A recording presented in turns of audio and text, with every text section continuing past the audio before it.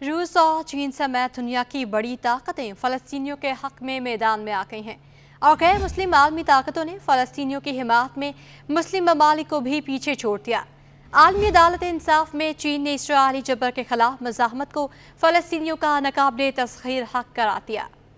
आलमी अदालत इंसाफ में फ़लस्तीनी सरजमीन पर 57 साल इसराइली कब्जे के खिलाफ समाअत के दौरान चीन के कानूनी मुशीर ने कहा कि फ़लस्तीनी अवाम की गैर मुल्की जबर के खिलाफ मज़ाहमत एक नाकाबिले तस्खीर हक है। ICJ में समाअत के मौके पर चीन और जापान ने इसराइल और फ़लस्तीन के तनाज़े के 2 रियासती हल पर जोर दिया। समाअत के दौरान आयरलैंड ने मौक़िफ़ इख्तियार किया कि इसराइल फ़लस्तीनी सरजमीन पर दहाइयों से कब्जा जमा कर आलमी कानून की संगीन खिलाफ वर्जी का इर्तिकाब कर रहा है। आलमी अदालत इंसाफ में फ़लस्तीन से मुतालिक समाअत के दौरान ईरान का कहना था कि ICJ का फैसला हज़ारों फ़लस्तीनियों की ज़िंदगियाँ बचाने की बुनियाद रख सकता है। इससे कबल आलमी अदालत इंसाफ में रूस ने गज़ा में शहरियों के खिलाफ तशद्दुद को इसराइल का हक के दिफा कबूल करने से इनकार कर दिया था। आलमी अदालत इंसाफ में रूस ने मौक़िफ़ अपनाया था कि गज़ा की सूरत हाल खौफनाक है। इसराइल के बिला इम्तियाज़ हमले शहरियों को मार रहे हैं।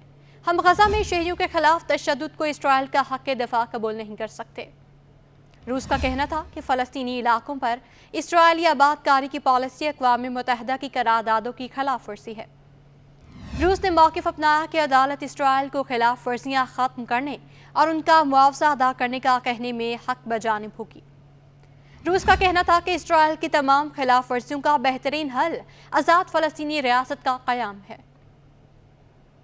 हमास ने आलमी अदालत इंसाफ में चीन के इसराइल मुखालिफ मौक़िफ़ की तारीफ़ की है। अपने बयान में हमास के तर्जुमान ने कहा कि फ़लस्तीनियों के हक़ खुददारियत पर जोर देने वाले चीन के बयान की कदर करते हैं। हमास ने अपने बयान में कहा कि आलमी अदालत में इसराइली मज़ालिम के खिलाफ आवाज़ उठाने वाले तमाम ममालिक के बयानात की कदर करते हैं।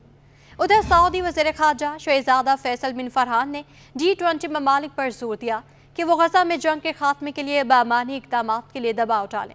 अरब मीडिया के मुताबिक ब्राज़ील के शहर रियो डी जनेरो में मुनाक़िदा G20 वज़राए ख़ारजा के इजलास के पहले सेशन में सऊदी वज़ीर ख़ारजा ने शिरकत की। उन्होंने अपने खिताब में G20 ममालिक पर जोर दिया कि 2 रियासती हल की जानिब काबिल एतबार और नाकाबिले वापसी रास्ते की हिमायत करें। सऊदी वज़ीर ने ख़ास तौर पर गज़ा की अलमनाक सूरत हाल से निमटने के लिए बैनुल अक़वामी इदारों की आलमी सतह पर अपने वादों को पूरा करने और अपने मौक़िफ़ में वाज़ेह होने की अहमियत पर भी जोर दिया।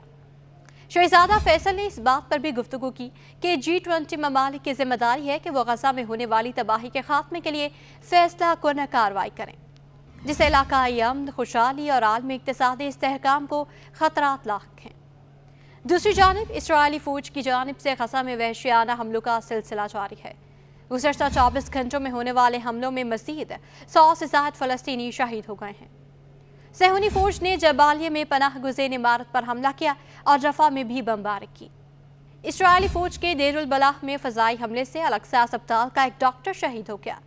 अक्टूबर से जारी इसराइल के वहशियाना हमलों में फ़लस्तीनी शहदा की तादाद 30,000 हो चुकी है।